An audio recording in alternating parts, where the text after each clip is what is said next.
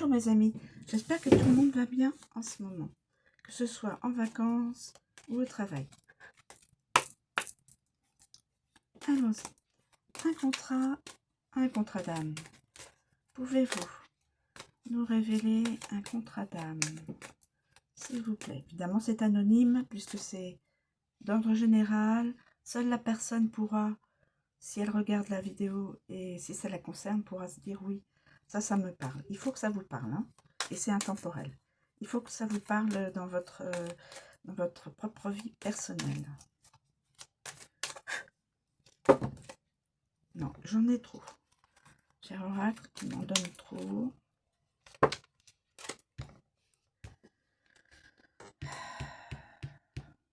Bon, bah, je vais les prendre. Je vais prendre ces deux-là. Je ne sais pas si c'était déjà les deux.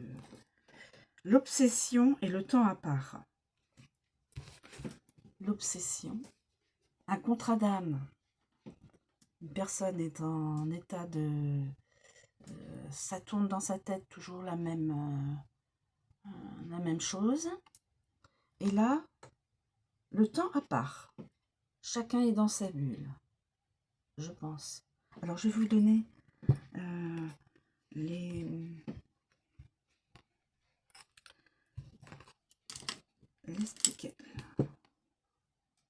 Voilà.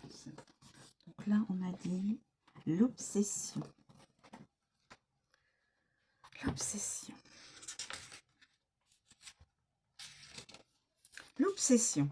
L'énergie amoureuse. La personne concernée pense sans cesse à son partenaire. Elle est obnubilée par lui ou elle et n'a qu'une envie, le voir, la voir ou le retrouver ou la retrouver au plus vite. Les blocages. La personne concernée est littéralement obsédée par son partenaire ou sa partenaire et n'a Dieu que pour lui, pour elle. Si il ou elle ne veille pas à rester ancrée, à ne pas se laisser dépasser par ses sentiments, cela peut basculer dans une forme d'emprise sur l'autre ou de besoin de contrôle. Pardon. Le karma. Dans une vie antérieure, la personne concernée portait déjà beaucoup d'intérêt à son partenaire, mais la relation n'avait pas abouti, ou pas comme elle le souhaitait. Aujourd'hui, elle ressent de la frustration et l'obsession pour l'autre est exacerbée. L'apprentissage. La personne concernée est démesurément amoureuse et ne pense qu'à son partenaire.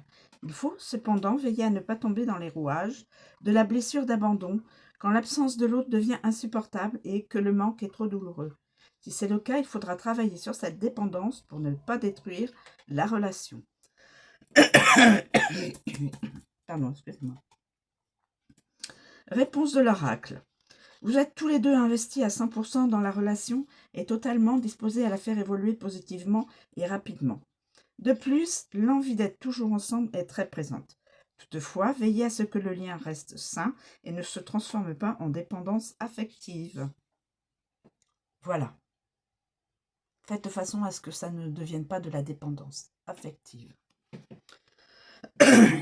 Ensuite, nous avons le temps à part.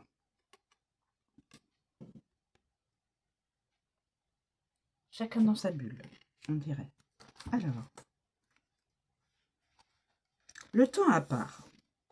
L'énergie amoureuse. La personne concernée souhaite s'éloigner physiquement et émotionnellement de la relation. En couple, elle ressent le besoin de se retrouver seule, de ne plus rendre des comptes à l'autre, ou qu'elle et lui cessent de se disputer pour des broutilles.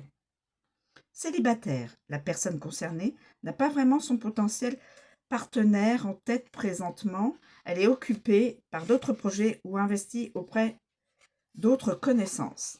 Les blocages. La personne concernée traverse une phase de rejet. En couple, elle n'arrive plus à reconnaître la valeur de la relation, elle s'en est lassée. Son besoin de mettre de la distance provient d'une demande de son âme afin de retrouver le bien-être des débuts ou l'admiration perdue. Célibataire. La personne concernée se désintéresse de l'autre. Peut-être a-t-elle de nouvelles sollicitations qui viennent la perturber et la font papillonner.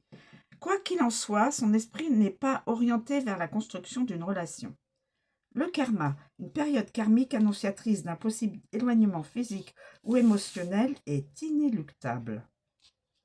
Ce karma est celui d'une évolution qui aidera la personne concernée à prendre les bonnes décisions et à mettre en place ce qui est nécessaire à son épanouissement personnel.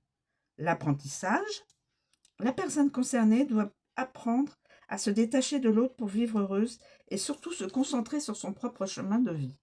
Parfois, les relations peuvent nous faire dévier de notre voie.